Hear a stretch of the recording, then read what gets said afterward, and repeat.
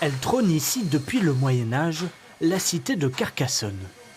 Toute une histoire qui se lit jusque dans ses pierres, marquées, effritées, fissurées. Alors depuis mars dernier, les remparts font petit à petit peau neuve. Aujourd'hui, c'est au tour de cet ornement d'être remplacé. 250 kg de grès taillés à la main sur place qu'il faut monter à 10 mètres de hauteur. On va redresser la pierre, on va la mettre debout pour pouvoir la prendre et la monter en fait bien droite. Un travail de taille qui nécessite une concentration permanente pour les 10 ouvriers. Il faut veiller à ne pas détériorer la pièce ou le monument. La grue est moderne, mais la pose se fait à l'ancienne.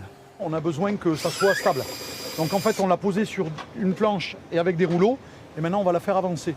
Et tout est affaire de minutie quand on reconstruit. Allez, encore un petit centimètre. Là. Au total, ce sont 300 mètres de remparts à restaurer à l'identique d'ici 2024. Un chantier de plus de 5 millions d'euros qui doit permettre de préserver ce site historique, mais surtout de concrétiser un projet vieux de 30 ans, proposer aux visiteurs le tour complet de l'enceinte.